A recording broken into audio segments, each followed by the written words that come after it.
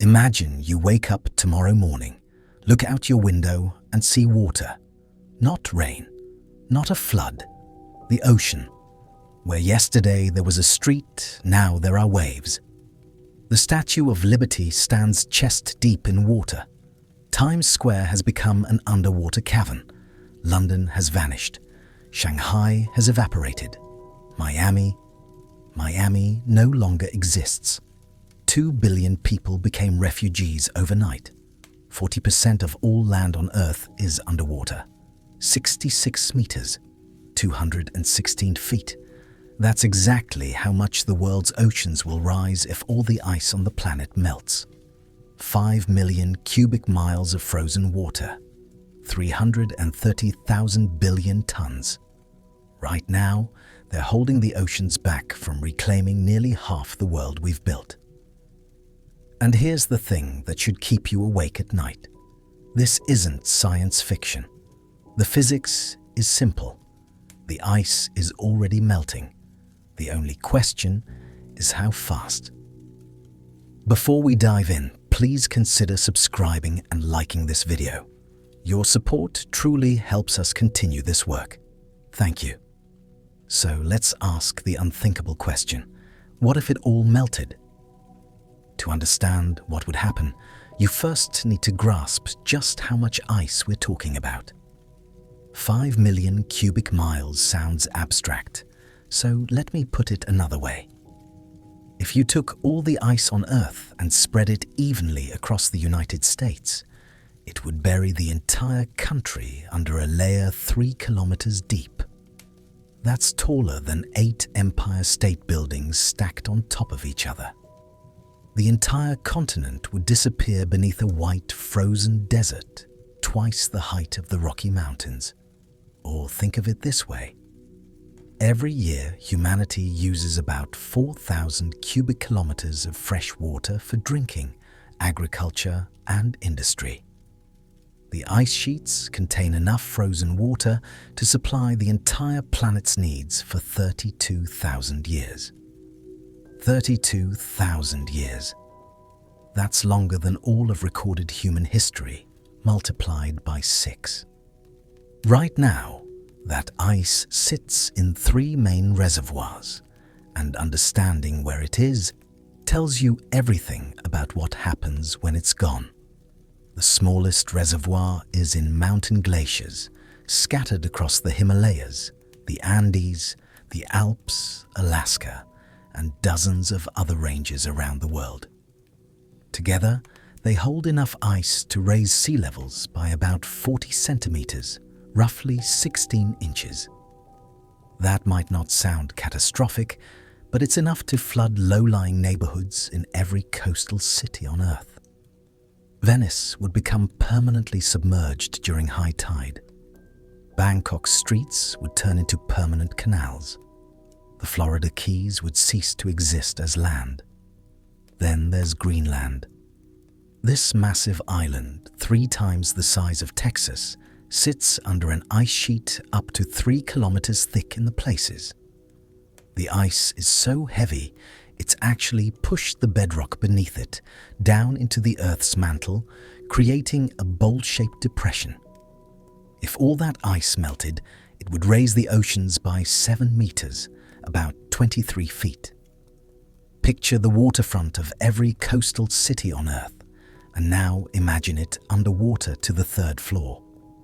Every port would need to be rebuilt miles inland. Lower Manhattan would become an archipelago of skyscraper islands. The entire nation of the Netherlands, home to 17 million people, would vanish beneath the North Sea. But the real monster is Antarctica.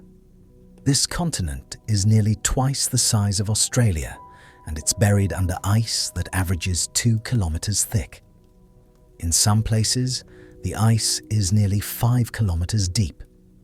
If you stood at the South Pole, you'd be standing on ice thick enough to bury 15 Empire State Buildings stacked vertically and still have ice above your head. Antarctica alone contains 58 meters of sea level rise. That's a 19-story building. That's enough to redraw every map on Earth. That's enough to erase 40% of the world's land surface. Now, where does all this water go when the ice melts? The world's oceans cover 360 million square kilometers, 71% of Earth's surface. The average depth is about 3,700 meters. When all the ice melts, that average depth increases by only 66 meters. Sounds small, right? Wrong. Because humans don't live in the average ocean. We live on coastlines. And coastlines are, by definition, the shallowest parts of the ocean. A 66-meter rise doesn't just add water to the deep ocean. It floods continents. It turns river valleys into bays. It transforms entire nations into memories. Let me show you what I mean. Start with North America. Florida disappears completely. The entire peninsula, from Jacksonville to Key West, becomes a shallow sea dotted with a few island hilltops where Orlando and Gainesville used to be. The Everglades, already barely above sea level, vanish entirely. Louisiana follows. New Orleans, sitting below sea level even now, would be under 20 meters of water. The Atlantic coast loses everything. New York City becomes a cluster of islands. The water reaches 42nd Street in Manhattan. Wall Street, the financial heart of the world, sits under 15 meters of seawater. The subway system, those hundreds of miles of tunnels, becomes an underwater cave network that will take archaeologists centuries to explore. Washington, D.C. sees the Potomac River expand into a wide bay. The National Mall becomes a tidal flat. Boston vanishes. Charleston vanishes. Savannah, Baltimore, Philadelphia, Atlantic City, all gone. The Chesapeake Bay expands inland, reaching nearly to Pittsburgh. On the west coast, San Francisco Bay expands dramatically, flooding the Central Valley all the way to Sacramento. Los Angeles loses its entire coastline. Long Beach, Santa Monica, Venice Beach, Malibu, all underwater. San Diego's harbor becomes a deep inlet reaching 30 kilometers inland. But perhaps the most dramatic transformation happens in the center of the continent. The Mississippi River becomes a massive inland waterway. The Gulf of Mexico pushes north, flooding the river valley all the way to southern Illinois. Louisiana, Mississippi, Arkansas, and large parts of Tennessee and Missouri become a shallow sea. Memphis would be a coastal city on a new ocean. Mexico loses the entire Yucatan Peninsula. Cancun disappears.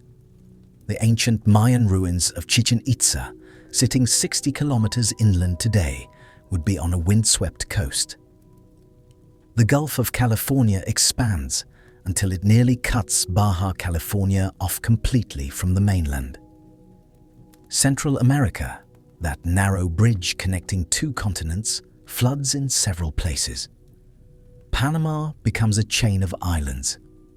The Panama Canal, built over 10 years at a cost of 5,000 lives, becomes irrelevant.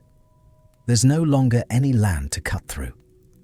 The Atlantic and Pacific meet directly, now cross into South America, because this is where something truly unprecedented happens. The Amazon basin becomes an inland sea. Right now, the Amazon River drains 7 million square kilometers of rainforest.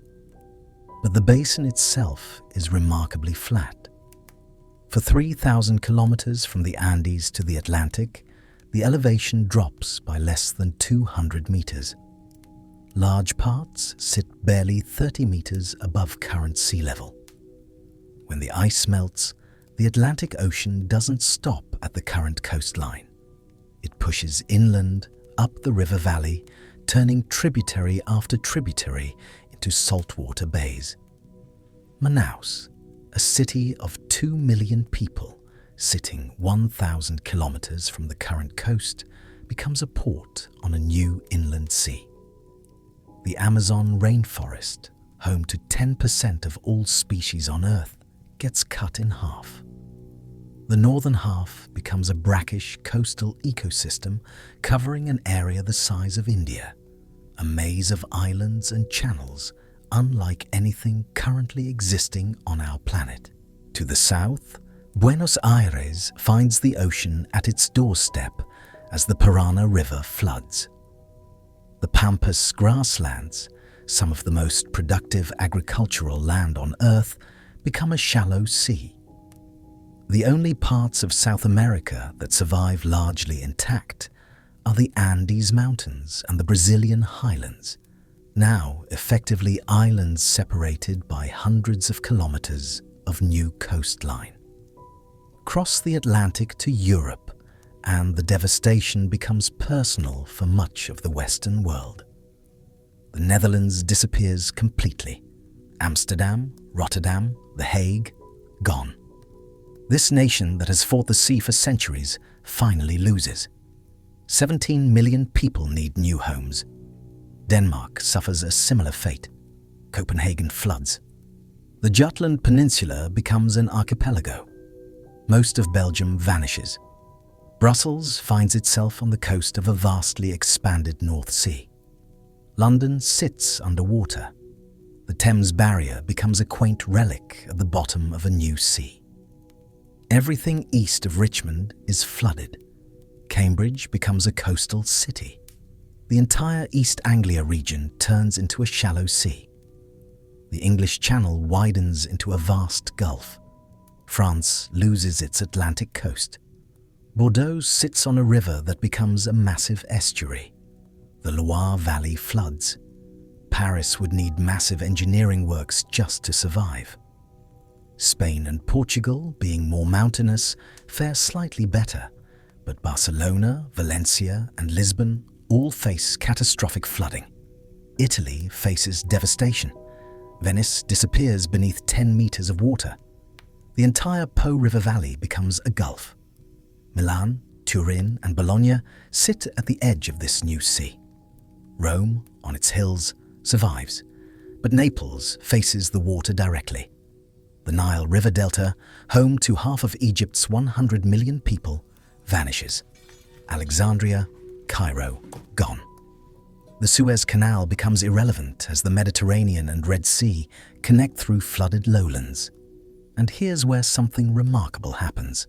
The Black Sea, the Caspian Sea, and the Mediterranean all start to connect. The Caspian, currently landlocked and sitting 28 meters below global sea level, gets flooded with ocean water through the Caucasus. The largest lake on Earth becomes a true sea. Now move to Asia, because this is where the human cost becomes almost incomprehensible.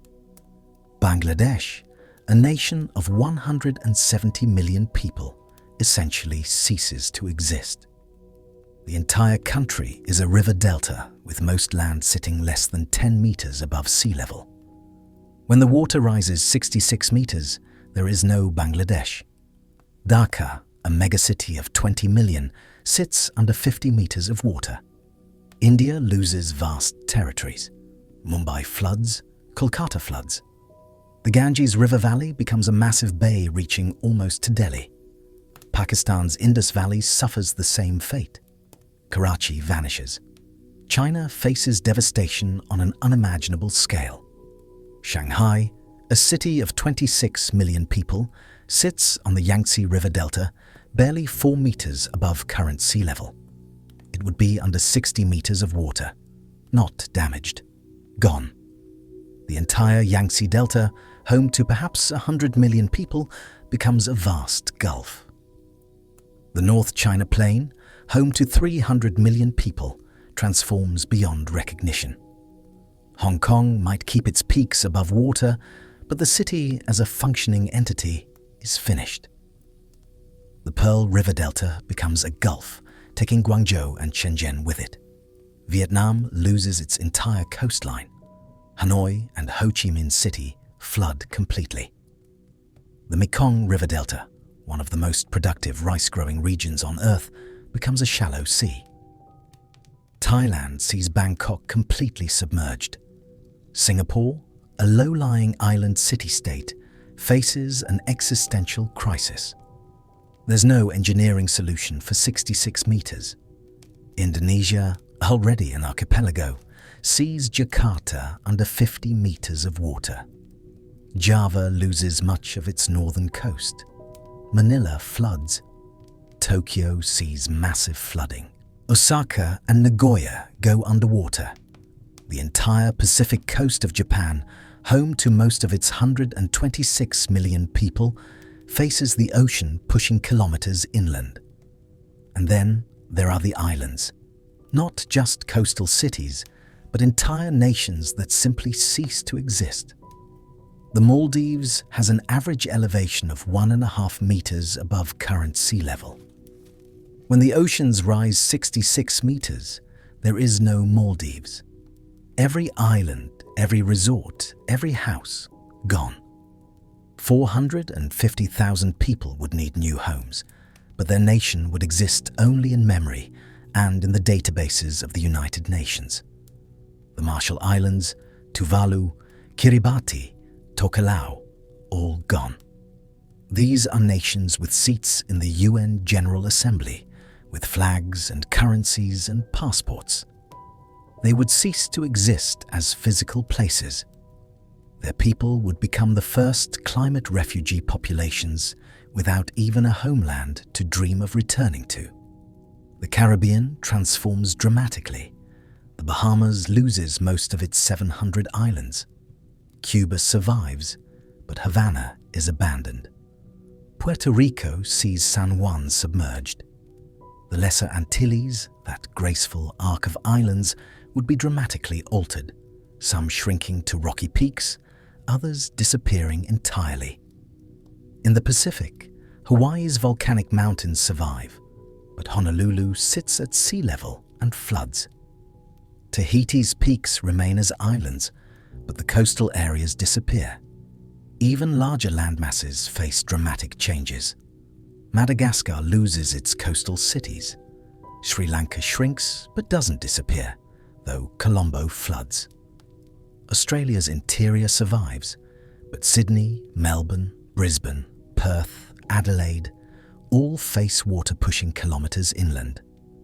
And here's the surprise. Africa suffers less than any other inhabited continent. Why? Because Africa has the highest average elevation of any continent, about 650 meters. But Africa still loses critical areas. The Nile Delta vanishes. Lagos, Africa's largest city with over 20 million people, sits barely 5 meters above sea level and floods completely. Yet the interior remains, elevated and relatively intact. Nairobi, Addis Ababa, Johannesburg, these highland cities suddenly become far more strategically valuable than ever before. This is the geography of a world with no ice. 40% of current land area gone. But now, we need to ask the question that makes this scenario even more unsettling. How does this actually happen? Because here's where the physics becomes both fascinating and terrifying. To melt 5 million cubic miles of ice requires energy, an almost incomprehensible amount of energy. Let's do the math, because the numbers tell a story that's crucial to understanding what's possible and what's not. Ice has what's called a heat of fusion, the energy needed to turn solid ice at 0 degrees Celsius into liquid water at the same temperature. For water, that's 334 kilojoules per kilogram. Now, 330,000 billion tons of ice equals 330 quintillion kilograms. Multiply that by 334 kilojoules, and you get approximately 1.1 times 10 to the 23rd joules. How much energy is that? The most powerful nuclear weapon ever tested was the Soviet Tsar bomber in 1961. It released about 2 times 10 to the 17th joules. To melt all of Earth's ice in one go, you'd need the equivalent of 550,000 Tsar bombers detonating simultaneously across the ice sheets. Or think of it this way. The Sun delivers about 1.7 times 10 to the 17 watts of power to Earth continuously. To melt all the ice in 24 hours, you'd need to multiply the Sun's energy hitting Earth by a factor of about 8,000. The planet would absorb in one day what it normally receives over 20 years. Long before the ice finished melting, the surface of Earth would be sterilized. The oceans would boil. The atmosphere would be stripped away. Every living thing would die. So when we talk about all the ice melting, we're not talking about tomorrow in the literal sense. We're talking about a process that unfolds over time. But let's run the thought experiment anyway. Let's imagine not a physically impossible instant melt, but a scenario where some catastrophic sequence of events causes the ice to go much faster than current projections. What would the chronology look like? Imagine it happening over months rather than millennia. In the first phase, mountain glaciers and Greenland go. That's 7.5 meters of rise, roughly 25 feet. This phase might take 6 months in our accelerated scenario. Coastal cities start flooding, not all at once, but inexorably. Miami experiences daily flooding. New York sees water reaching lower Manhattan during every high tide. Insurance companies stop covering coastal properties. Real estate values collapse. People start leaving, slowly at first, then in a rush. In the second phase, West Antarctica begins its collapse. The Thwaites Glacier, which we'll talk about more in a moment, breaks apart. Massive icebergs drift into the Southern Ocean. This adds another 3 meters, bringing us to 10.5 meters total, about 35 feet. This phase takes another 6 months. Now cities that thought they were safe aren't. Boston sees water in the streets. London's defenses are overwhelmed. Tokyo's infrastructure starts failing. Global shipping, which moves 90% of traded goods, faces a crisis as port after port becomes unusable. In the third phase, more of Antarctica goes. We're now at 30 meters, roughly 100 feet. This takes perhaps a year. By this point, every major coastal city on Earth is either abandoned or fighting a losing battle against the sea. The global economy has effectively collapsed. 2 billion people are on the move, trying to reach higher ground. The final phase sees the rest of Antarctica melt over several more years, bringing us to the full 66 meters. By this point, the world has been transformed. The crisis isn't the flooding anymore. That's finished. The crisis is what comes after. Where do 2 billion refugees go? How do you feed them when 40% of agricultural land is gone and global trade has collapsed? How do you maintain any semblance of civilization? But here's the truly frightening part. This isn't just about the direct effects of rising water. It's about feedback loops, those self-reinforcing cycles that make the problem accelerate. Right now, ice covers about 10% of Earth's land surface. Ice is white. White surfaces reflect sunlight. Snow and ice reflect about 80 to 90% of the sun's energy back into space. Scientists call this albedo. The ocean, by contrast, is dark. Dark water absorbs about 94% of the sun's energy. When ice melts, it exposes darker surfaces underneath, either ocean or land. Those darker surfaces absorb more heat. That additional heat melts more ice, which exposes more dark surface, which absorbs more heat, which melts more ice. This is a positive feedback loop, though there's nothing positive about it. It's self-reinforcing. It accelerates. And we're watching it happen right now in the Arctic. In 1979, when continuous satellite monitoring began, Arctic sea ice covered about 7 million square kilometers at its summer minimum. By 2012, that number had dropped to 3.4 million square kilometers. The Arctic lost more than half its summer ice in just 33 years. The rate of loss is accelerating, about 80,000 square kilometers per year, an area roughly the size of Austria disappearing annually. Some models predict the Arctic will be ice-free in summer by the 2040s. Others say the 2050s. But all models agree on one thing. It's going away. And when it does, that's when the real acceleration begins. When Arctic sea ice disappears, the dark ocean will absorb all that solar energy instead of reflecting it. The Arctic Ocean will warm dramatically. That warming will extend the melt season, preventing ice from forming as early in fall and causing it to melt earlier in spring. Less ice means more heat, means faster melt, means even less ice.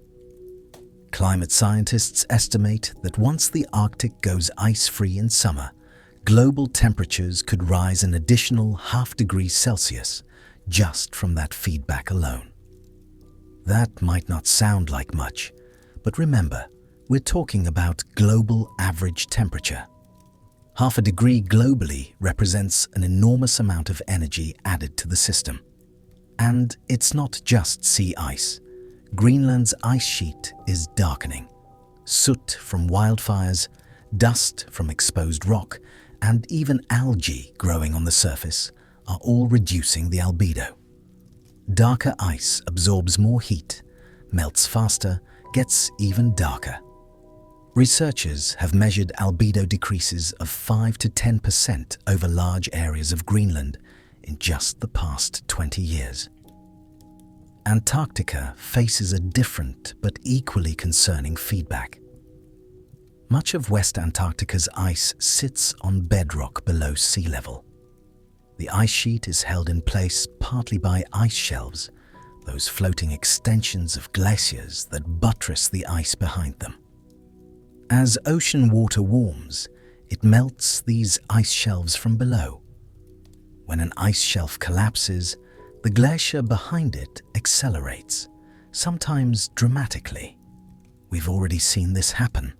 The Larsen B ice shelf, which had been stable for at least 10,000 years, collapsed in 2002, disintegrating in just 35 days. 3,000 square kilometers of ice, gone in 5 weeks. The glaciers behind it accelerated by a factor of 8. Which brings us to the glacier that keeps glaciologists awake at night. The Thwaites Glacier in West Antarctica. Eric Rignot, a glaciologist at the University of California, Irvine, has spent decades studying Thwaites. He calls it the most important glacier in the world, and he's not exaggerating. Thwaites is massive, roughly the size of Florida. It's losing ice at an accelerating rate.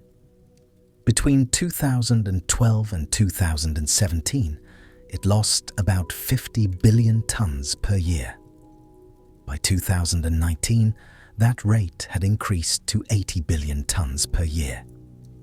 But the real danger isn't how fast it's melting now, it's what happens if it collapses. Thwaites acts as a plug, holding back a much larger volume of ice in West Antarctica.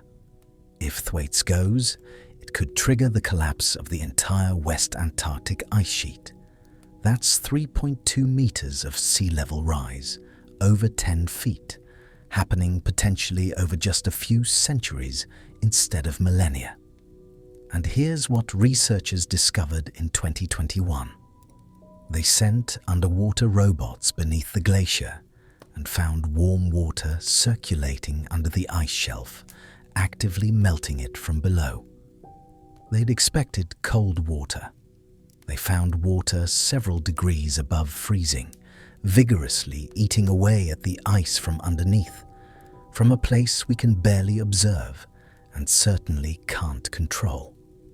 If Thwaites collapsed, the tsunami from billions of tons of ice hitting the ocean would be catastrophic. A wave 60 meters high could sweep across the Pacific, devastating coastlines from Chile to Japan to California. This wouldn't be a gradual rise. This would be a catastrophic event, sudden and deadly. Now, before despair sets in completely, let me be clear about something. The scenario I've described, all the ice melting rapidly, is not going to happen in the next few years, or even the next few decades. The energy requirements make it physically impossible for it to happen quickly. But pieces of it, fragments of this nightmare, those are already in motion. And that's what makes this so insidious. Because the changes aren't dramatic enough to force immediate action, but they're persistent enough to be inevitable unless we act. We're like a frog in slowly heating water, and by the time we realize we're in danger, it might be too late to jump out. This is the world we're creating, degree by degree, meter by meter, year by year. The ice doesn't care about our politics or our economics or our inability to act. It responds to physics. Heat melts ice. That's not an opinion. That's not debatable.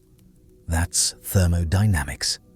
And right now, we're running an experiment on the only planet we have, and the results are starting to come in.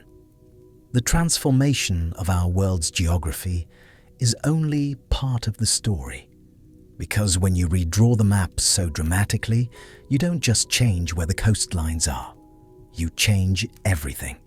Geopolitics, economics, power itself. Let me show you what I mean by taking you to what might seem like an unlikely place. A small island nation that most people have never heard of, but whose fate tells us everything about what's coming. The Republic of Maldives consists of 1,100 islands scattered across the Indian Ocean. The average elevation is 1.5 meters above sea level. The highest natural point in the entire country is 2.5 meters, about 8 feet. That's it. A small hill on one island, barely taller than a basketball hoop, and that's the highest ground in an entire nation. Ibrahim, let's call him, is a fisherman in his 50s who lives on one of the inhabited islands. His family has lived here for 12 generations, 300 years of ancestors buried in the island's cemetery. He owns a small house 50 meters from the beach, or he did. In the past 15 years, the beach has moved 30 meters closer to his front door. He's watched the coconut palms his grandfather planted fall into the sea, one by one as the shoreline erodes. He's seen the freshwater well in his yard turn brackish, contaminated by seawater seeping through the coral. He's watched storm surges, which used to be rare, become a yearly occurrence, flooding his home with salt water that ruins everything it touches. In a 2023 interview with climate researchers, Ibrahim said something that haunts me. My country is disappearing, not someday, but now in front of my eyes. Where do I go? I'm a fisherman. This is the only home I've ever known. They say I should move to India or Sri Lanka, but I'm Maldivian. What am I without my islands? Where does he go when his country literally ceases to exist? Not collapses economically or politically, but physically vanishes beneath the waves. There's no precedent for this in modern international law. The Maldives is a sovereign nation, a member of the United Nations with its own language, culture, and identity going back thousands of years. But soon, possibly within this century, there will be no land to be sovereign over.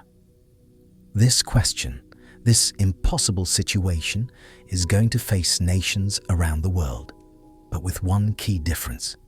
It won't be equally distributed. Some nations will actually benefit. And that's where the geopolitical transformation becomes truly dramatic. Because a world with 66 meters of sea level rise isn't just a world with less land. It's a world where power has been completely redistributed, where the nations that dominated the 20th and early 21st centuries have been brought to their knees, and where countries that were frozen backwaters become the new centers of civilization. Let's start with Russia. Right now, Russia has vast territories in Siberia that are essentially unusable. Permafrost makes construction difficult and expensive. The growing season is too short for most agriculture. Ports are ice-locked much of the year. But in a dramatically warmer world, that changes. Siberia thaws. The permafrost melts, revealing soil beneath. The growing season lengthens dramatically. Ports that were only accessible a few months a year become year-round facilities. Suddenly, Russia, which currently has 145 million people and the world's largest land area, has room to expand and resources to exploit. Russia's proven reserves of oil, natural gas, minerals and timber, much of it currently locked under permafrost, becomes accessible. The Northern Sea Route, a shipping passage along Russia's Arctic coast that's only open a few weeks per year now, becomes navigable year-round, cutting the distance between Europe and Asia by thousands of miles. Russia goes from a nation struggling with a declining population and a resource-dependent economy to potentially the most strategically positioned country on Earth. Except for one problem: China. China loses its entire coastal industrial base when the waters rise. Shanghai, Guangzhou, Shenzhen, Hong Kong, all gone. The coastal provinces that drove China's economic miracle for the past 40 years are underwater. The interior provinces are mountainous and less developed.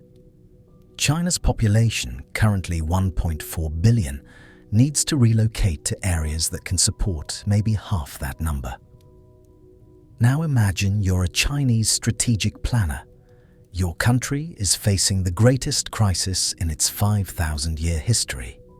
You need land, you need resources, you need room for your people.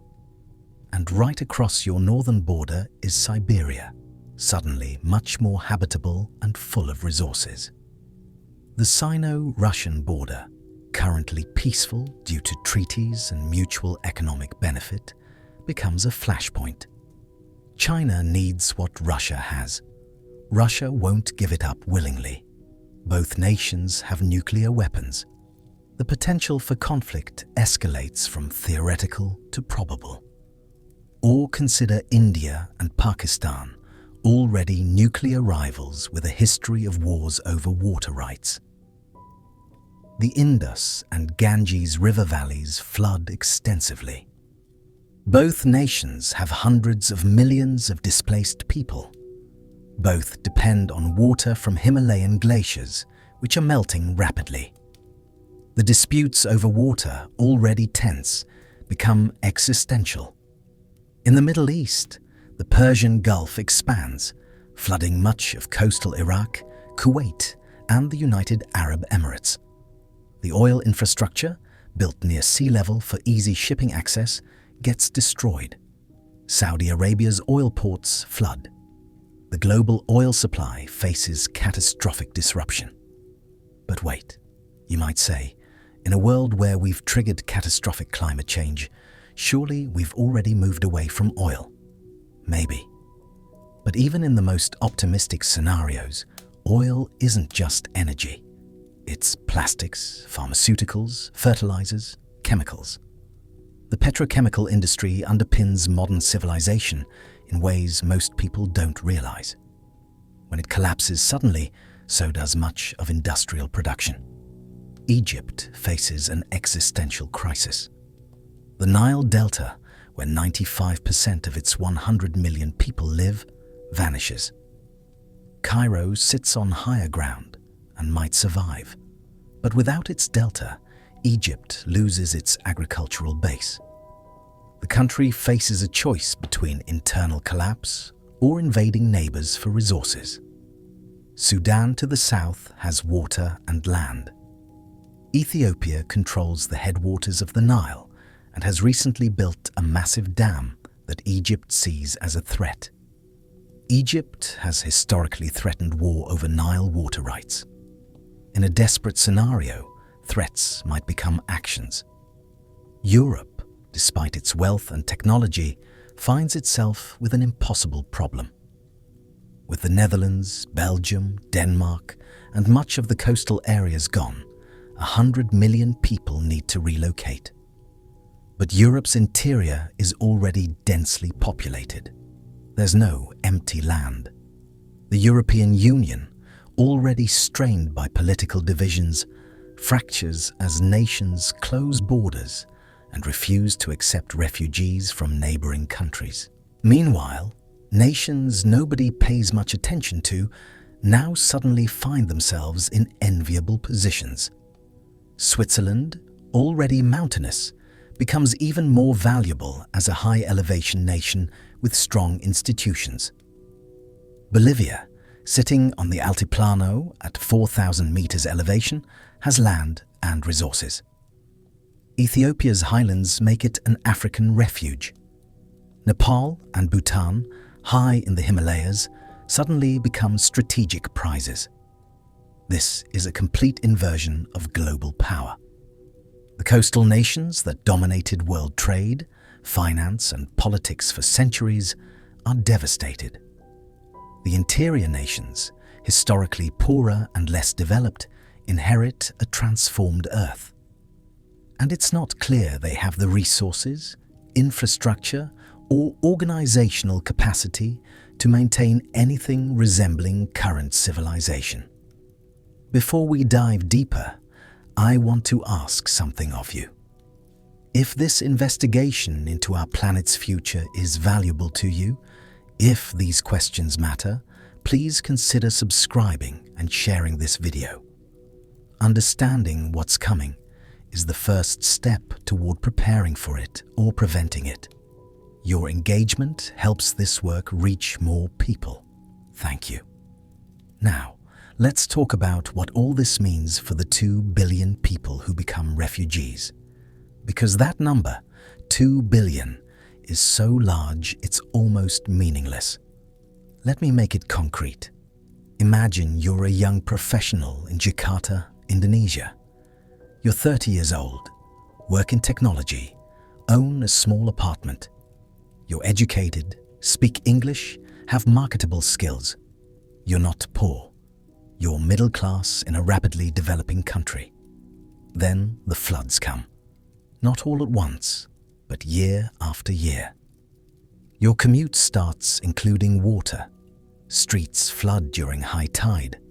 The government builds seawalls, installs pumps, raises roads.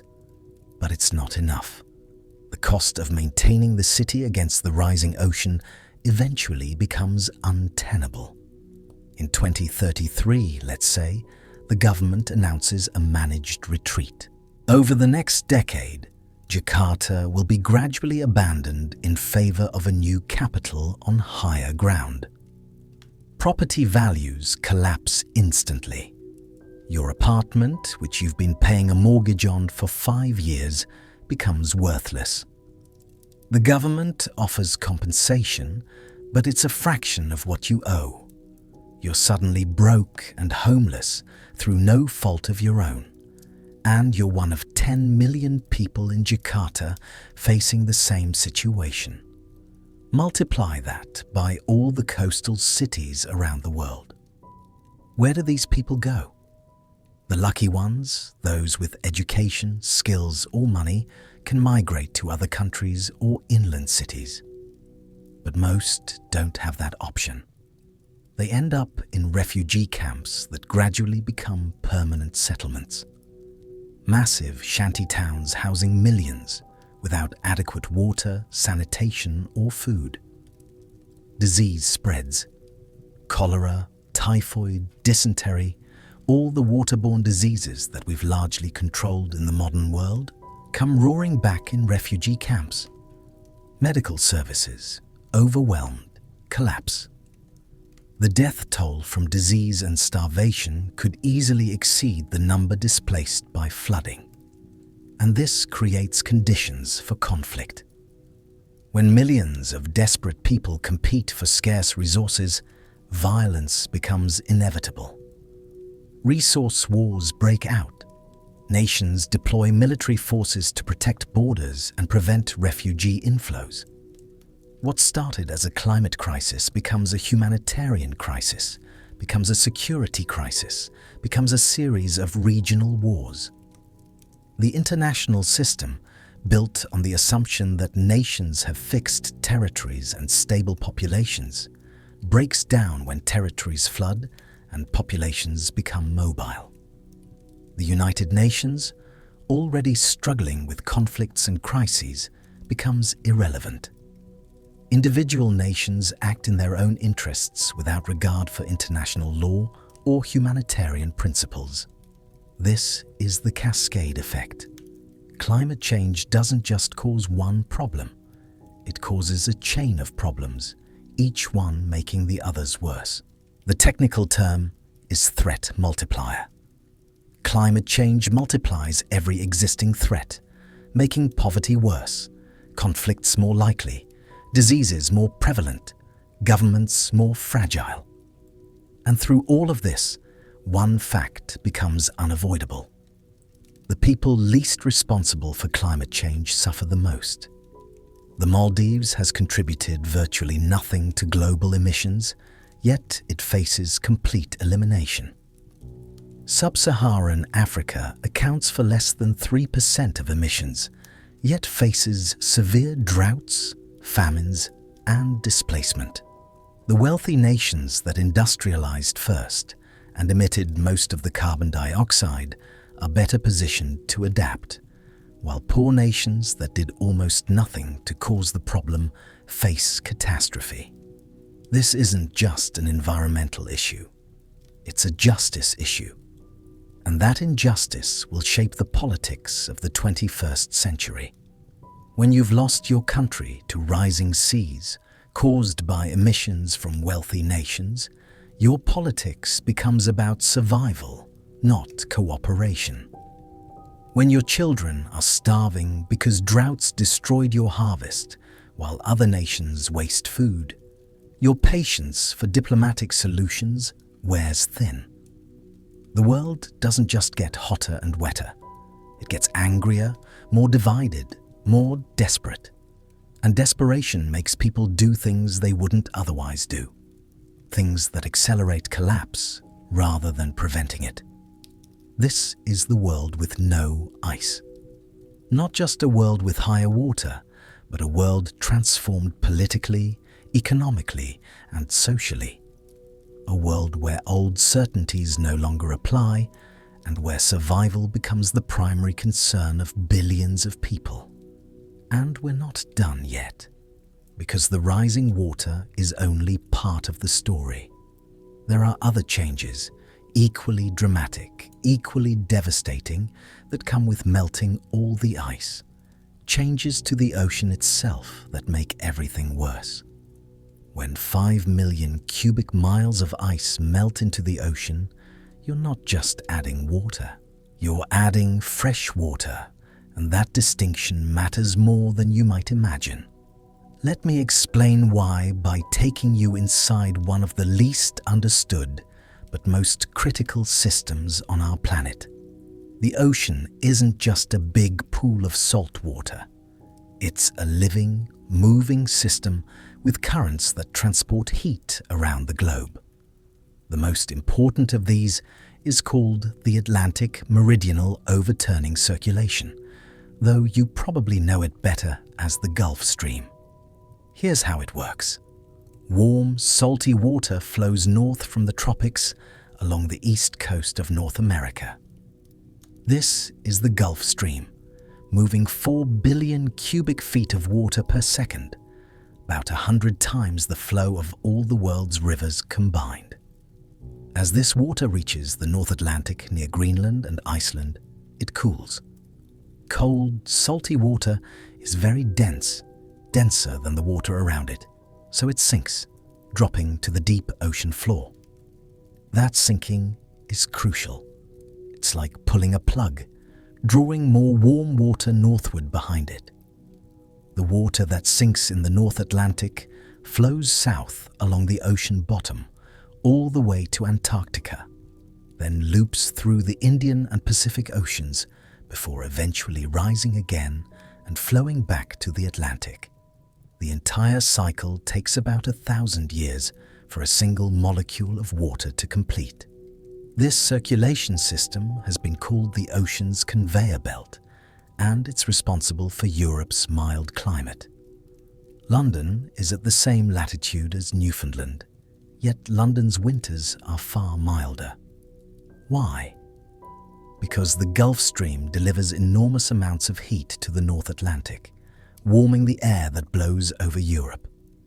Without it, Europe's climate would be dramatically colder, more like Canada or Siberia.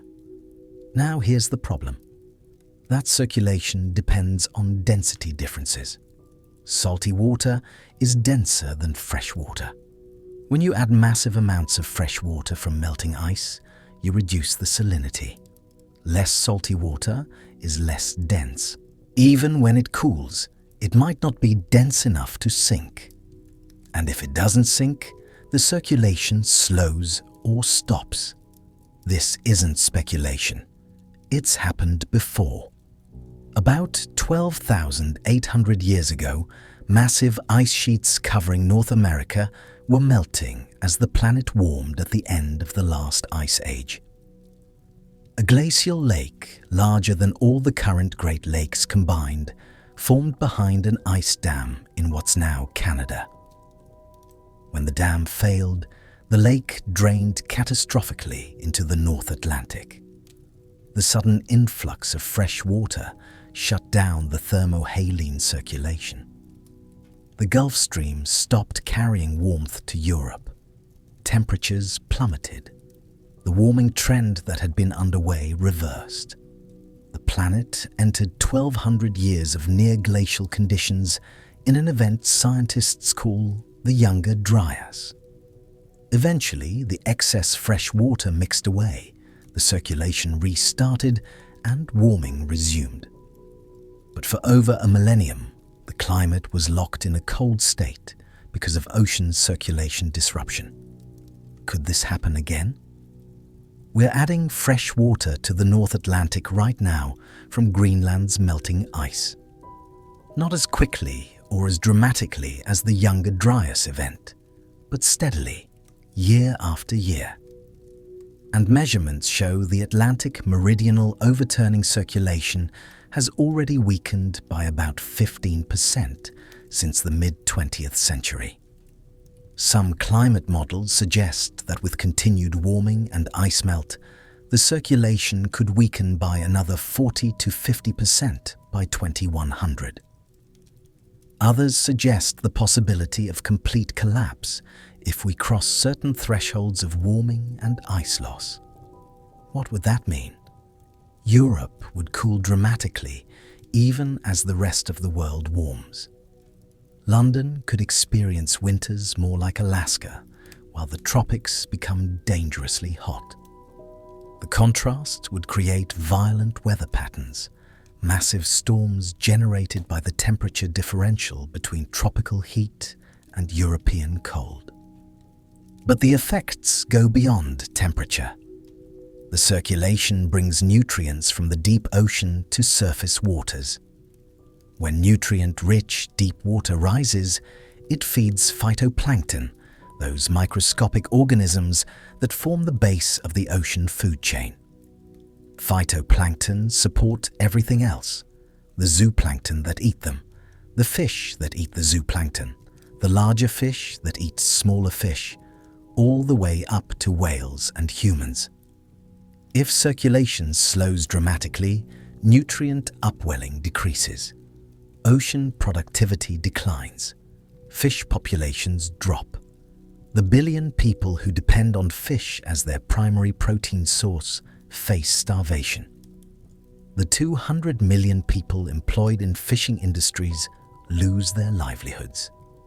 The $400 billion per year fishing industry collapses. And there's another effect, one that feeds back into the climate system itself. Phytoplankton don't just feed fish. They also absorb carbon dioxide through photosynthesis.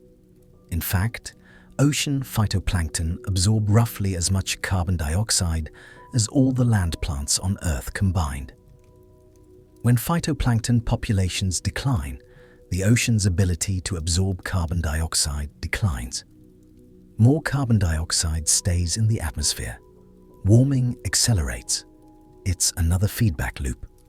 Warming melts ice, which adds fresh water, which slows circulation, which reduces phytoplankton, which reduces carbon dioxide absorption, which increases warming.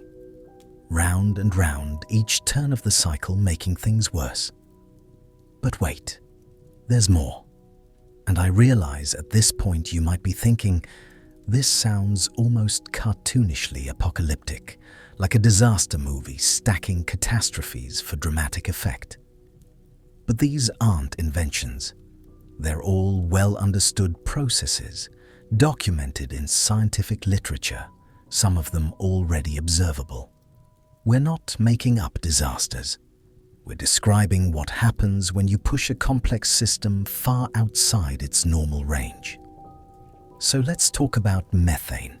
Because if you thought carbon dioxide was bad, methane is worse, much worse. Methane is a greenhouse gas, like carbon dioxide, but it's far more potent. Over a 20-year period, methane traps about 86 times more heat than carbon dioxide. Over a century, that drops to about 25 times, because methane breaks down in the atmosphere more quickly than carbon dioxide. But while it's there, it's devastating. Right now, there's about 5 gigatons of methane in the atmosphere. For comparison, there's about 3,000 gigatons of carbon dioxide. Methane is a much smaller component of the atmosphere, but its potency means it still accounts for about a quarter of the warming we've experienced so far. Most atmospheric methane comes from agriculture, livestock, and leaking natural gas infrastructure. But there's a much larger reservoir of methane that's currently locked up, unable to enter the atmosphere. And that reservoir dwarfs what's in the air right now. On the ocean floor, particularly on continental shelves and slopes, there are vast deposits of methane hydrates, sometimes called methane clathrates. These are ice-like structures where methane molecules are trapped inside a lattice of water molecules. They're stable only under specific conditions of high pressure and low temperature, the kind found in deep, cold ocean water. The total amount of methane trapped in hydrates is estimated at somewhere between 500 and 2,500 gigatons. To put that in perspective, if even 10% of oceanic methane hydrates were released, it would increase atmospheric methane by a factor of 10. The warming pulse would be catastrophic. And here's the terrifying part. Methane hydrates are stable only under specific conditions. Change those conditions, and the hydrates destabilize, releasing methane. There are 2 ways this can happen. First, if the ocean warms enough, bottom water temperatures rise above the stability threshold, and hydrates break down. Second, if pressure decreases significantly, hydrates can also destabilize. We're warming the ocean. Deep ocean temperatures are rising, slowly but measurably. At some point, some of the shallower methane hydrate deposits will cross the stability threshold. When they do, they'll start releasing methane. In 2020, researchers reported observing large methane plumes rising from the East Siberian Arctic shelf, an area of shallow ocean that was land during the last ice age and still contains frozen permafrost and methane hydrates. The permafrost is thawing, releasing methane that's been trapped for thousands of years. How much is being released? The estimates vary wildly because monitoring is difficult and incomplete. But even small amounts are concerning because of methane's potency. If there's a large-scale release, the effect cascades. Atmospheric methane spikes. Global temperatures increase rapidly, much faster than from carbon dioxide alone. That rapid warming melts more ice, releases more methane from permafrost and hydrates, warms more, melts more. The cycle accelerates beyond our ability to control it. This scenario has a name. Scientists call it the Thwaites gun hypothesis. The idea is that methane release from hydrates could trigger rapid, runaway warming. Whether it will happen is debated. Most scientists think a catastrophic sudden release is unlikely because hydrates are spread over large areas and won't all destabilize at once. But even a gradual, steady release over decades could significantly accelerate warming beyond what we're planning for. And there's geologic evidence it's happened before. 55 million years ago, during an event called the Paleocene-Eocene thermal maximum, global temperatures rose by 5 to 8 degrees Celsius over a period of about 20,000 years. The oceans acidified. Many species went extinct. The leading theory for what triggered it is a massive release of carbon, possibly from methane hydrates, possibly kicked off by volcanic activity or an asteroid impact. Whatever the initial cause, once started, the release was self-sustaining. The planet warmed, stayed warm for about 200,000 years, then gradually cooled as the carbon was reabsorbed. Could it happen again? We're essentially running the experiment in real time. We're warming the planet at a rate not seen in millions of years. The methane is there. The permafrost is thawing. The hydrates are vulnerable. We're going to find out what the feedbacks are, whether we want to or not. And this brings us to something we haven't discussed yet, something that affects everything else. The ecosystem collapses that accompany rising seas and warming oceans. When you flood coastlines, you're not just displacing humans, you're destroying entire ecosystems. Salt marshes, those muddy grasslands at the edge of the sea, provide crucial services. They protect coastlines from storm surges, filter pollutants from water, store carbon in their soils, and serve as nurseries for juvenile fish. When sea level rises faster than marshes can build up sediment, they drown. The vegetation dies. The benefits disappear. Mangrove forests, those distinctive trees that grow in tropical and subtropical coastal waters, provide similar services. They shelter coastlines from storms, reduce erosion, and support enormous biodiversity. But mangroves need specific conditions of salinity and water depth. When those conditions change too rapidly, mangroves die.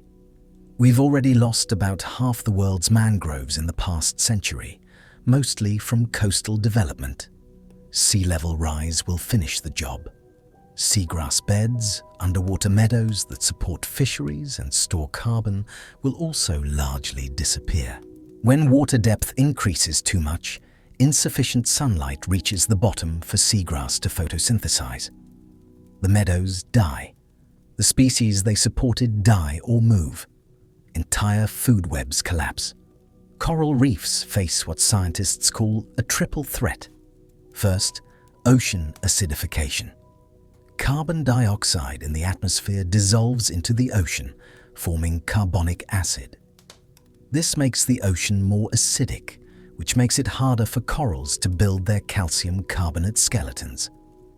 Second, warming water causes coral bleaching, where corals expel their symbiotic algae and starve.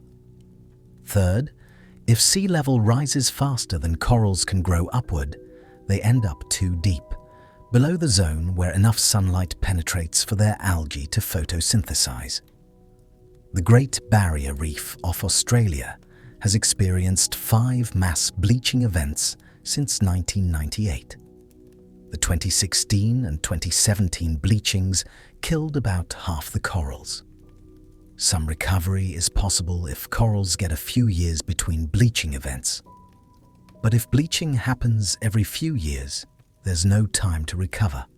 The reef dies permanently, and reefs are critical. Despite covering less than 1% of the ocean floor, they support about 25% of all marine species. They provide food for 1 billion people. They generate about $36 billion annually in tourism and fishing revenue. They protect coastlines from wave action. When they die, all that goes with them. The pattern repeats across ecosystems worldwide. Coastal wetlands, barrier islands, estuaries, all the transition zones between land and sea, these are squeezed between rising water on one side and human development on the other. They can't migrate inland because we've built cities and farms there. They simply disappear. And with them go the ecosystem services they provided. Storm protection worth hundreds of billions of dollars, water filtration, carbon storage, nurseries for commercial fish species, food for millions of people.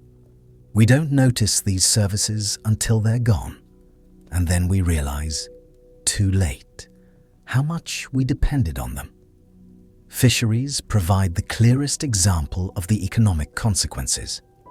1 billion people rely on fish as their primary protein source. 200 million people work in fishing and related industries. The global fishing industry is worth about $400 billion per year. All of that depends on ocean ecosystems functioning properly. But those ecosystems are changing.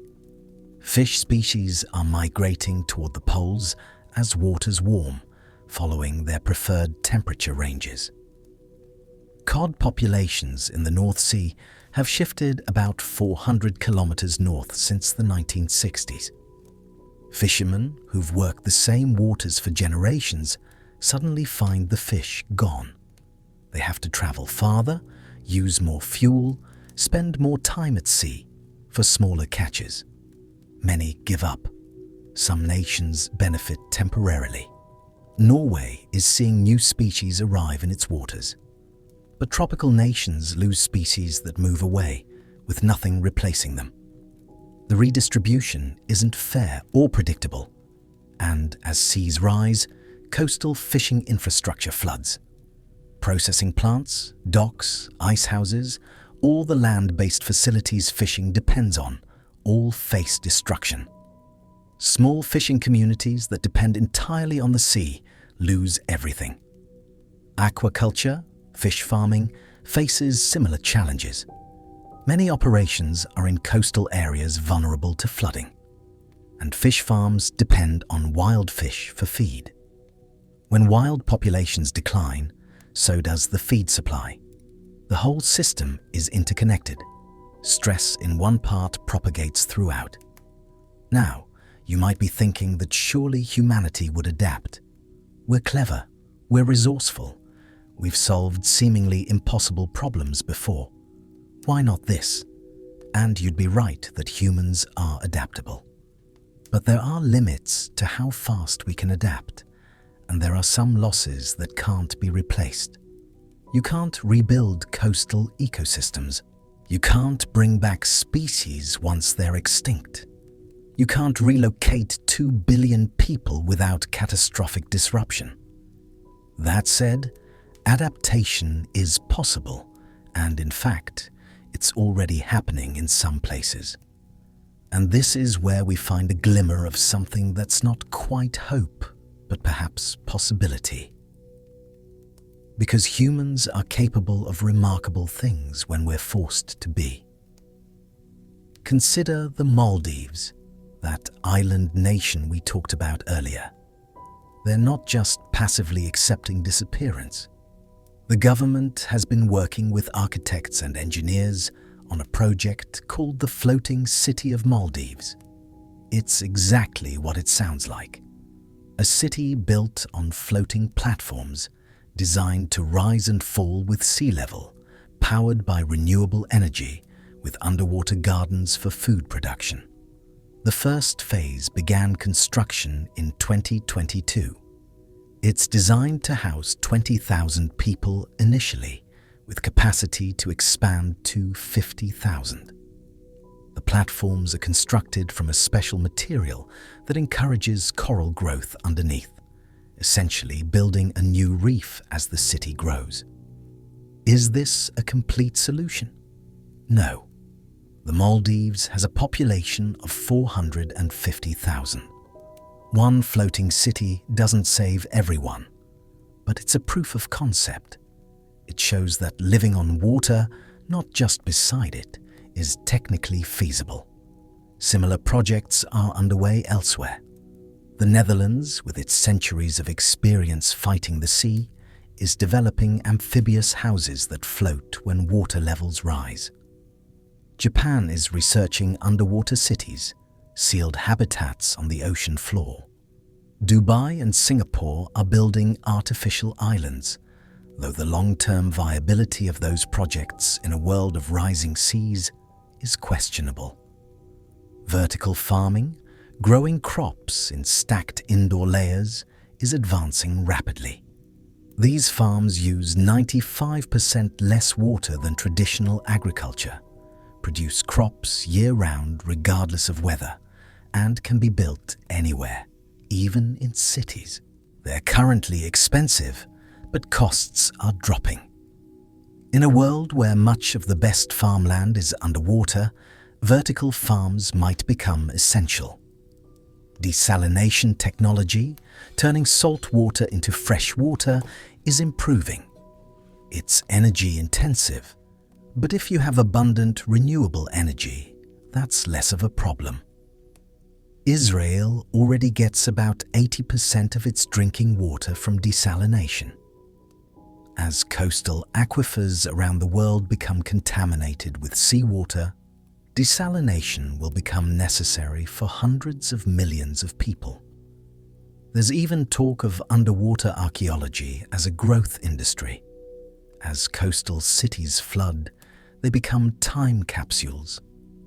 Diving expeditions would explore drowned buildings, recovering artifacts, mapping ruins, documenting a lost civilization.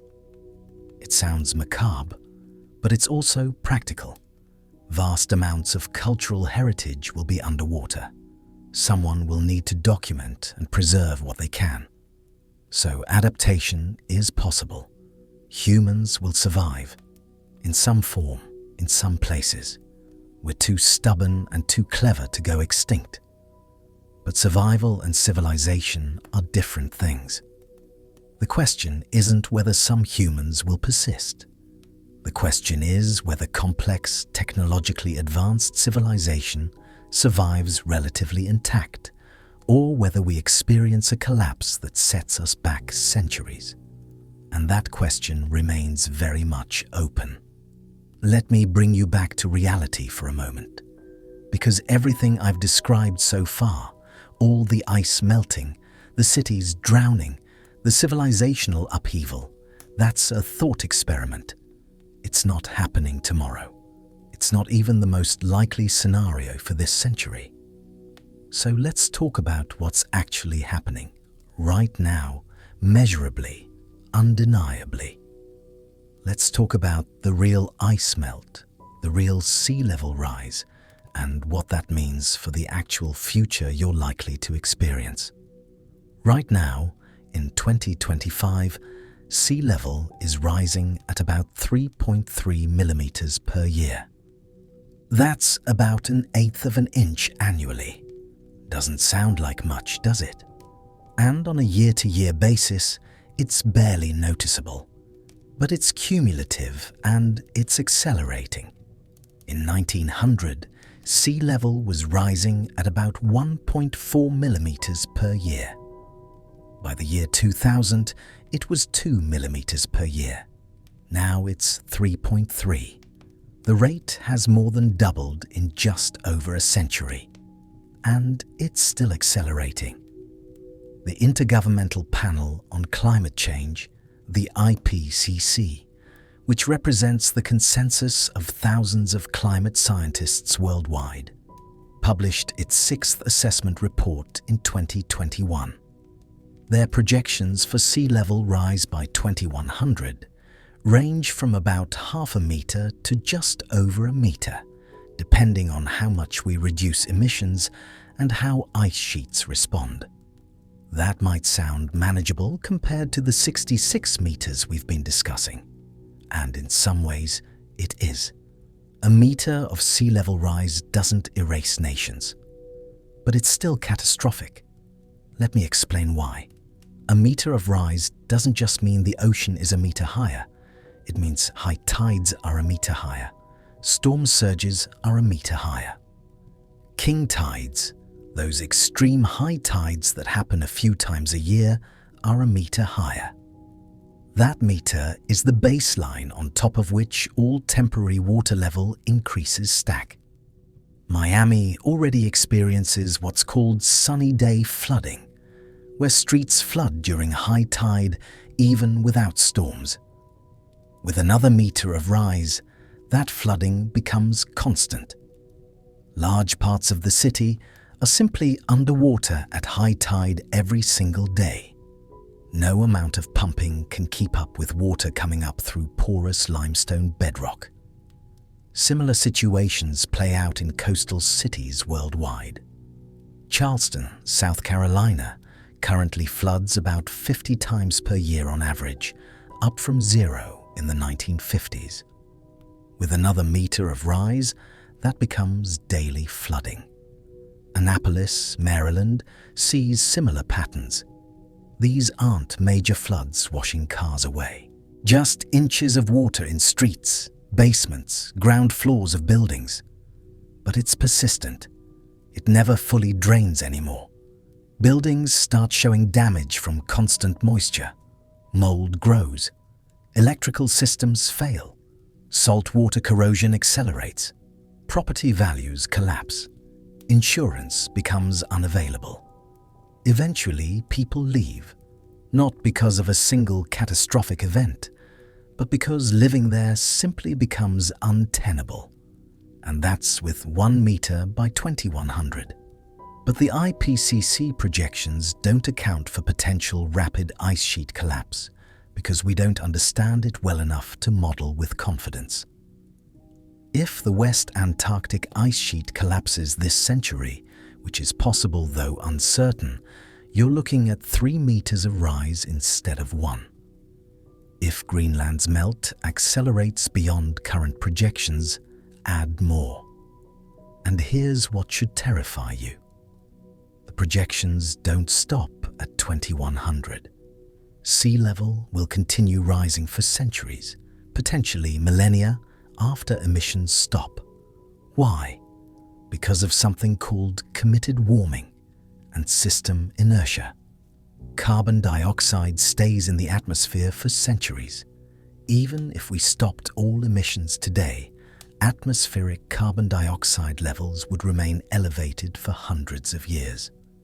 That means continued warming is locked in, already committed by past emissions. And ice sheets respond slowly to temperature changes. The full response to current warming will take 1,000 years or more to manifest. Let me give you an analogy. Imagine you're heating a large pot of water on a stove. You turn the heat to maximum for an hour, then turn it off. The water doesn't instantly stop getting hotter. It continues heating for a while as the thermal energy already in the pot distributes throughout the water. Eventually, it starts cooling, but slowly. Earth's climate system is like that pot, except vastly larger and slower. We've been adding heat for over a century. Even if we turn off the heat by stopping emissions, the system will continue warming for decades as the oceans fully absorb the accumulated energy, and ice sheets will continue responding to that warmth for centuries. This is why scientists talk about committed sea level rise. Based on warming that's already happened, we're committed to a certain amount of future rise regardless of what we do now. The question is how much? And this brings us to a term you need to understand: tipping points. These are thresholds in the climate system where a small change triggers a large, often irreversible response. Ice sheets have tipping points. At certain levels of warming, they begin to melt in ways that become self-sustaining. Even if you then stopped the warming, the melt continues because internal dynamics take over. The ice sheet doesn't stabilize at a smaller size. It continues shrinking until it's largely gone. We don't know exactly where these tipping points are. Different ice sheets have different thresholds. West Antarctica might have a tipping point around 2 degrees of warming. Greenland might be around 1.5 to 2 degrees. East Antarctica, being much colder, might not have a tipping point until 4 or 5 degrees. The terrifying question is whether we've already crossed some of these thresholds. And there's growing evidence that we might have. Eric Rignot, the glaciologist I mentioned earlier, has been studying ice sheet dynamics for over 30 years. In a 2022 interview, he said something chilling. The question is no longer if major ice sheets will collapse. The question is when and how fast. Let me break down what we know with high confidence. The Thwaites Glacier in West Antarctica is losing ice at an accelerating rate. Between 1990 and 2020, its rate of ice loss doubled from about 30 billion tons per year to 80 billion tons per year. That acceleration shows no signs of stopping. Underwater robots sent beneath Thwaites in 2021 found warm water actively melting the ice shelf from below. The water is several degrees above freezing, far warmer than expected, and it's circulating in cavities under the ice, efficiently removing ice from areas we can't see or easily measure. Computer models of Thwaites, incorporating this new data, suggest the glacier could reach a point of unstoppable collapse within this century, possibly within decades. Once it starts, the collapse would take centuries to fully play out, but it would be irreversible with any technology we currently have or can foresee developing. Greenland shows similar concerning signs. The ice sheet lost about 50 billion tons of ice per year in the 1990s. By the 2010s, that had increased to 280 billion tons per year, almost a 6-fold increase in just 20 years. And here's what keeps glaciologists awake at night. These acceleration rates are faster than models predicted. The models incorporate our best understanding of ice physics, but ice sheets are incredibly complex. They have behaviors we're still discovering. Every time we get new data, we find the situation is worse than we thought. The Halley Research Station in Antarctica, a British facility that's been operating since 1956, had to be evacuated and relocated in 2017 because massive cracks appeared in the ice shelf it was sitting on. The Brunt ice shelf, previously stable, was breaking apart. The scientists studying ice had to abandon their station because the ice itself was becoming too unstable. These aren't abstract measurements. These are physical, observable changes happening right now. The ice is cracking, melting, collapsing faster than expected in ways that suggest we don't fully understand what we're dealing with. And this is where we confront an uncomfortable truth. The future isn't one scenario. It's a range of possibilities that depends crucially on what we do in the next few years. Not decades, years. Scientists talk about carbon budgets. That's the total amount of carbon dioxide we can emit while still having a reasonable chance of limiting warming to a specific target. For a 66% chance of staying below 2 degrees Celsius of warming, the remaining carbon budget is about 1 trillion tons of carbon dioxide.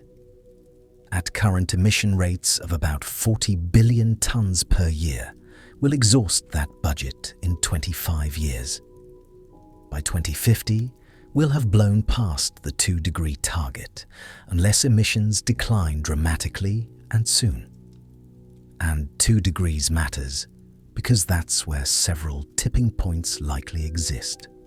Greenland's ice sheet probably crosses an irreversible melting threshold somewhere between 1.5 and 2 degrees. We're currently at about 1.2 degrees, rising at about 0.2 degrees per decade. Do the math. We'll hit 2 degrees by 2050 unless something changes. Once Greenland crosses that threshold, we're committed to 7 meters of sea level rise over subsequent centuries. Not immediately, but inevitably. And there's no way to reverse it. You can't refreeze an ice sheet. Once the ice flows into the ocean, it's gone. This is what scientists mean when they say we're running out of time. Not that the world ends on a specific date, but that there are thresholds, and once you cross them, you can't go back. The changes become irreversible, and we're approaching several of these thresholds right now. So, what are we doing about it? What's being done to prevent the worst outcomes? The honest answer is not nearly enough. International climate negotiations have been ongoing for 30 years. Agreements have been signed, promises have been made, and emissions have continued rising. The Paris Agreement in 2015 was supposed to change that. Every nation agreed to work toward limiting warming to well below 2 degrees, ideally 1.5 degrees. Nations submitted pledges for emission reductions. The agreement was flexible, allowing each nation to determine its own contribution. It was hailed as a breakthrough, and in some ways, it was. It got nearly every nation on Earth to acknowledge the problem and commit to doing something. But here's the issue. The commitments aren't binding. There's no enforcement mechanism. Nations can fail to meet their pledges without consequences, and most nations are failing to meet their pledges. Current policies put us on track for about 2.7 degrees of warming by 2100. That's better than the 4 to 5 degrees we'd see with no action at all, but it's still catastrophic. It's enough to trigger multiple tipping points. It's enough to guarantee massive sea level rise. It's enough to reshape civilization. We need to do better. Emissions need to peak by 2030 and decline rapidly after that, reaching net zero by mid-century. That requires transforming energy systems, transportation, agriculture, industry, all within about 25 years. It's technically possible. The technology exists or is being developed. Renewable energy is now cheaper than fossil fuels in most markets. Electric vehicles are improving rapidly. The transition is underway. But it's not happening fast enough.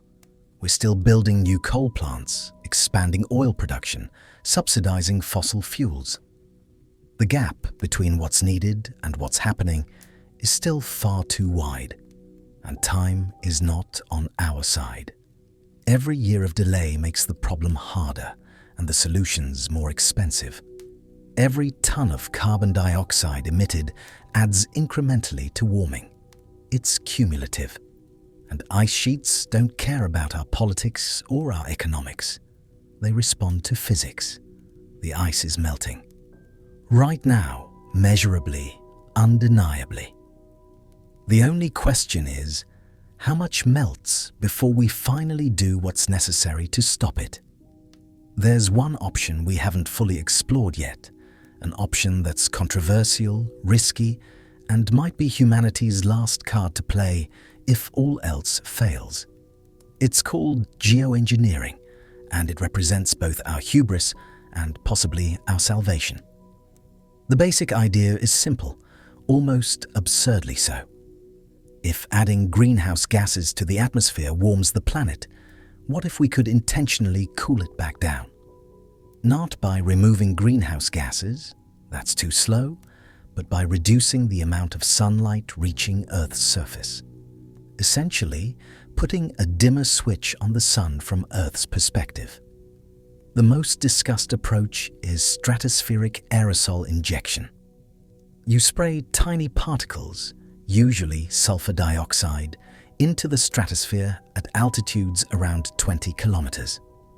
These particles reflect sunlight back to space before it reaches the ground, cooling the planet. We know this works because we've seen it happen naturally. When volcanoes erupt explosively, they inject millions of tons of sulfur dioxide into the stratosphere. Mount Pinatubo in the Philippines erupted in 1991, releasing about 20 million tons of sulfur dioxide. Global temperatures dropped by about 0.5 degrees Celsius for the next 2 years. The effect was measurable, significant, and temporary. Once the particles settled out of the atmosphere, temperatures returned to normal. The idea is to do this artificially and continuously. High-altitude aircraft or balloons would spray sulfur dioxide into the stratosphere regularly. The particles would form a thin reflective layer, a chemical sunscreen for the planet. To counteract current warming, we'd need to inject about 5 million tons of sulfur dioxide per year, roughly a quarter of what Pinatubo released, but done continuously instead of all at once. From a technical standpoint, it's surprisingly feasible.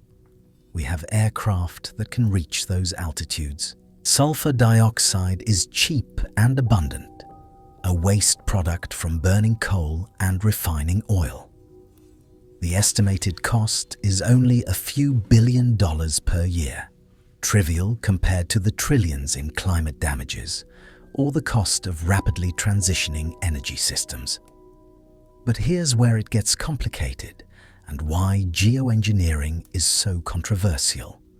It doesn't address the underlying problem. Carbon dioxide levels keep rising, oceans continue acidifying, all the other impacts of climate change continue. You're treating the symptom of warming while making the disease of excess carbon dioxide worse. Second, the cooling wouldn't be uniform. Some regions might cool more than others. Precipitation patterns would change. Computer models suggest stratospheric aerosols might weaken monsoons, particularly the Asian monsoon that billions of people depend on for water and agriculture. You could potentially solve one problem while creating another. Third, and most troubling, is what's called the termination problem. Once you start stratospheric aerosol injection, you can't easily stop. If you halt the program abruptly, all the warming you've been masking happens at once. Temperatures could spike by several degrees in just a few years. That's far faster than any ecosystem could adapt to.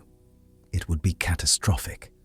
So once you start, you're committed to continuing for decades or centuries until atmospheric carbon dioxide levels come down through other means. Fourth, there's moral hazard. If we have a technological fix for warming, what's the incentive to reduce emissions? Countries and corporations might argue we can just engineer our way out of the problem and continue burning fossil fuels. But that makes the underlying problem worse, requiring ever more geoengineering to compensate. You end up trapped, unable to stop the geoengineering without catastrophe, unable to stop emissions because you're relying on geoengineering. And fifth, there's governance. Who decides to deploy this? Who controls Earth's thermostat? If one nation unilaterally decides to geoengineer, it affects the entire planet. China could decide to cool its climate to protect its agriculture, but that might cause droughts in India. What authority does India have to stop them? There's no international framework for this. The United Nations has discussed a moratorium on geoengineering, with debates in 2022 and 2024, but no binding agreement has been reached. You can imagine scenarios where geoengineering leads to conflict. One nation starts it, another blames it for adverse weather, tensions escalate, or multiple nations start competing programs with different targets, creating chaotic and unpredictable climate effects. Despite these concerns, research continues. Some scientists argue we need to understand geoengineering better, even if we never deploy it, because we might eventually be desperate enough to try it. Better to research it carefully now than attempt it in a panic later. One project that got attention is the Arctic Ice Project, which started testing in 2018. The idea is to spread a thin layer of reflective silica beads, essentially tiny glass spheres, over Arctic sea ice. The white layer increases the ice's albedo, its reflectivity, causing it to melt more slowly. The silica is the same material used in sand and is non-toxic. Small-scale tests showed it works. The ice covered with silica beads melted significantly slower than untreated ice. But scaling it up is daunting. To treat even a small fraction of the Arctic would require distributing millions of tons of silica beads over vast areas. And you'd need to reapply it every year because the beads get covered by snow or washed away by meltwater. The cost and logistics are immense. And there are ecological questions. What happens to the marine organisms living on and under the ice? Does covering ice with foreign material harm them? Other ideas exist. Marine cloud brightening involves spraying seawater into low-lying clouds over the ocean. The salt particles act as cloud condensation nuclei, making clouds brighter and more reflective. This has the advantage of being more localized and easier to stop than stratospheric aerosols. If you don't like the effects, you just stop spraying and the clouds return to normal within days. Some researchers have proposed building underwater barriers to protect ice shelves from warm water or artificially thickening ice sheets by pumping water onto them in winter where it freezes. These are engineering projects on a scale never attempted. We're talking about structures hundreds of kilometers long, or pumping operations moving cubic kilometers of water. The cost would be hundreds of billions of dollars. But the cost of not doing it, of losing major ice sheets, is trillions in damages and hundreds of millions of refugees. So we face a horrible choice.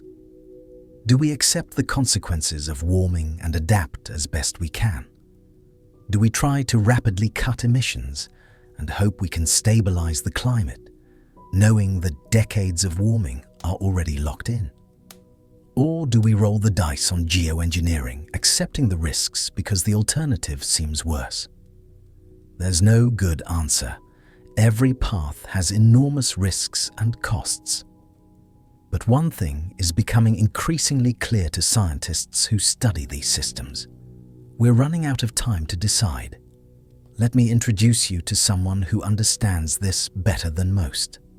Dr. Sarah Gavey is a glaciologist who spent the past 5 years working at the Amundsen Scott South Pole Station in Antarctica. She lives at an elevation of 9,300 feet, but not because of mountains. She's standing on ice that's nearly 2 miles thick beneath her feet. In an interview conducted via satellite link in early 2024, Dr. Gavey described what it's like to work there. Every day, I walk past ice cores we've extracted from 3,000 meters down. Ice that's been frozen for 1 million years. Air bubbles in that ice contain atmospheres from when our ancestors were still learning to use stone tools. It's a library of Earth's climate history. She paused, and when she continued, her voice was different, quieter. And I know we're losing it.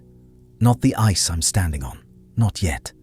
But the coastal ice, the ice shelves, the glaciers, they're going. I can see it in the data every day. The measurements don't lie. The ice doesn't care what we think or what we want. It responds to temperature, and the temperature is rising. I asked her what keeps her working there, in one of the most inhospitable places on Earth, in darkness for months at a time, at temperatures that can drop to minus 80 degrees Fahrenheit. Her answer was immediate. Because someone needs to document what's happening. 50 years from now, 100 years from now, people will want to know what we knew, when we knew it, and what we did about it. I'm creating that record. And maybe if we understand the systems well enough, we can figure out how to save some of it. But then she said something that I haven't been able to stop thinking about. The hardest part isn't the cold or the isolation. It's knowing that everything I'm measuring, all the data I'm collecting, it's all pointing in the same direction. And that direction is bad. We're not going to suddenly discover that ice sheets are more stable than we thought. Every new study, every new measurement shows they're more vulnerable, melting faster, closer to tipping points than previous estimates suggested. She's right, and that's what makes the next few years so critical. Because we're approaching something unprecedented in human history, a moment where we have to choose, collectively, whether to treat this as the emergency it is, or continue delaying until physics makes the choice for us. And physics is patient but implacable. It doesn't negotiate, it doesn't compromise, it doesn't care about economic disruption or political inconvenience.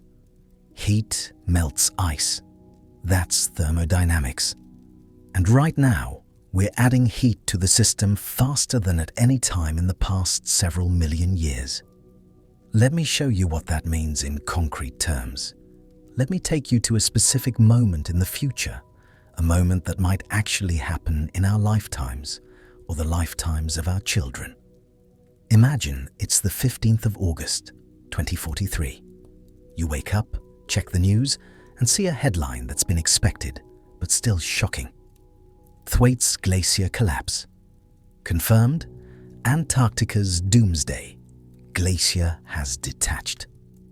Satellite imagery shows what scientists have been warning about for decades finally happening. a section of the glacier the size of Florida has completely separated from the rest of the West Antarctic ice sheet. It's now a massive iceberg, the largest ever recorded by an order of magnitude, drifting into the Southern Ocean. The talking heads on television are trying to explain what this means. Sea level will rise by 3 meters, 10 feet, over the next 2 centuries. That rise is now inevitable, irreversible. There's no technology that can stop it. The ice is in the ocean. It's going to melt. The only question is exactly how long it takes.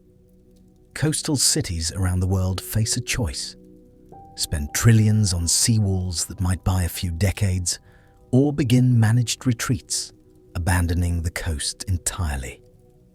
Insurance companies announce they're no longer covering coastal properties in dozens of cities. Real estate values collapse overnight. Mortgages go underwater, not just metaphorically, but literally. You look at the date, 2043. That's 18 years from now. A college freshman today will be 36 years old. They'll live through this. Their children will definitely live through it. This isn't some distant future. This is right around the corner. And here's the thing. We knew it was coming. Scientists had been warning about Thwaites since the 1970s. The warnings got more urgent in the 2000s, more urgent still in the 2010s and 2020s. Missions were launched, data was collected, papers were published, the science was clear. But the world kept delaying, kept arguing, kept treating it as a problem for future generations to solve. Until suddenly, it wasn't the future anymore. It was now. And the choice had been made by inaction. This scenario, this specific moment, it might not happen exactly like this. The date might be different. It might be 2052 or 2037. But something like it is coming. The science is unambiguous. The only variables are timing and magnitude. And that's what should focus our minds. Because there's a difference between 3 meters of sea level rise over 2 centuries and 66 meters over millennia. There's a difference between losing some coastal cities and losing 40% of all land. There's a difference between difficult adaptation and civilizational collapse. Those differences are determined by what we do right now, not in 10 years, not when it's more convenient, or when the technology is better, or when the politics align. Right now, in the next 5 to 10 years. This is the critical decade. If global emissions peak by 2030 and decline sharply after that, we can hold warming to around 2 degrees. That means losing some ice? Yes. Significant sea level rise? Yes. Major disruptions and costs? Yes. But manageable. Civilization adapts and continues. If emissions don't peak until 2040 or later, we're looking at 3 degrees or more. That's where the major ice sheets are at serious risk of irreversible collapse.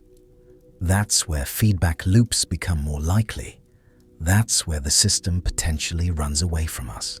And if emissions continue rising beyond mid-century, if we hit 4 or 5 degrees of warming, we're in the scenario I've been describing. Coastlines redrawn, billions displaced, a world transformed beyond recognition. The choice isn't between action and inaction anymore. Inaction is a choice. It's a choice to accept the worst outcomes. The question now is whether we choose managed transformation or chaotic catastrophe. So, let me bring this full circle back to where we started. You wake up and look out your window and see water. That image, that nightmare scenario, it's not happening tomorrow. But it's not impossible either. It's the extreme end of a spectrum of possibilities, and where we end up on that spectrum depends entirely on choices being made right now. Your children will see maps that look different from today's maps. That's almost certain. The question is, how different? Will they see coastlines that have retreated a few kilometers, forcing some adaptation but leaving most cities intact? Or will they see entire regions underwater, nations erased, a geography textbook that's unrecognizable compared to what you learned in school? Every coastal city on Earth will need to answer a fundamental question in the coming decades. Do we defend or do we retreat? Do we build walls and pumps and elevated infrastructure? Or do we accept that the water is coming and start moving people and assets to higher ground? Some cities will have the resources to fight. Singapore is already spending billions on coastal defenses. The Netherlands, with centuries of experience, will defend aggressively. But even they have limits. There's a height beyond which walls become impractical, a cost beyond which defense becomes economically impossible. Other cities won't have a choice. They'll retreat because they can't afford to defend. Miami, built on porous limestone, probably can't be saved at any cost. You can build walls, but water seeps up through the ground. New Orleans, already below sea level, is fighting a losing battle. Jakarta has already decided to relocate its capital. These decisions will reshape the 21st century as profoundly as industrialization reshaped the 19th and 20th. Trillions of dollars of infrastructure will be abandoned. Hundreds of millions of people will move. New cities will be built in places that are currently empty. Old power structures will collapse and new ones will emerge. And through all of this, one fact remains constant. The ice doesn't care about our plans. It doesn't care about our politics or our economies or our hopes for the future. It responds to temperature, and the temperature is rising. But here's what I need you to understand. This isn't a story with a predetermined ending. The future isn't written. It's being written right now, in real time, by billions of individual choices and thousands of policy decisions. Every solar panel installed changes the trajectory slightly. Every electric vehicle sold changes it slightly. Every vote for climate-conscious leaders, every dollar divested from fossil fuels, every mind changed, every conversation had, all of it matters. Individually, each action seems insignificant. What difference does one person's choices make when billions of tons of carbon dioxide are emitted every year? But individual actions aggregate. Social change happens when enough individuals change, creating a tipping point where new behaviors become normal and old ones become unacceptable. We've seen this pattern before with smoking. 50 years ago, people smoked everywhere. Airplanes, restaurants, hospitals. It was normal. Then the science became undeniable.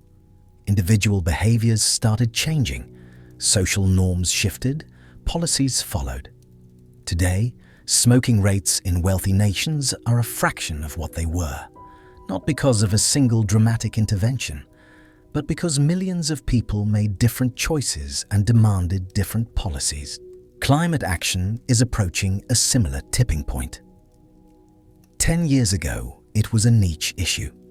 Today, it's mainstream. Young people especially are demanding action, organizing, voting based on climate policy. That pressure is having effects. Renewable energy deployment is accelerating faster than almost anyone predicted. Electric vehicles are approaching cost parity with gas vehicles.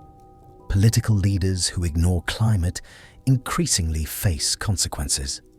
The transition is happening. The question is whether it's happening fast enough, whether the social and political tipping point comes before the climate tipping points.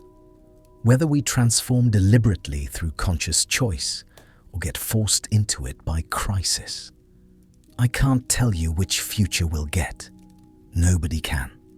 The system is too complex, too dependent on choices not yet made.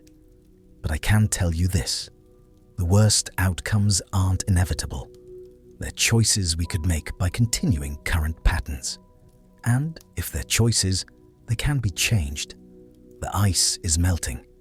That's a fact. The water is rising. That's a fact. But how much melts, how high the water rises, how fast it happens, those are still variable. Those depend on us. You're living through one of the most consequential periods in human history. The decisions made in the next 10 years will affect the planet for thousands of years. Your children's children's children will still be living with those consequences, either positive or negative. That's a heavy responsibility.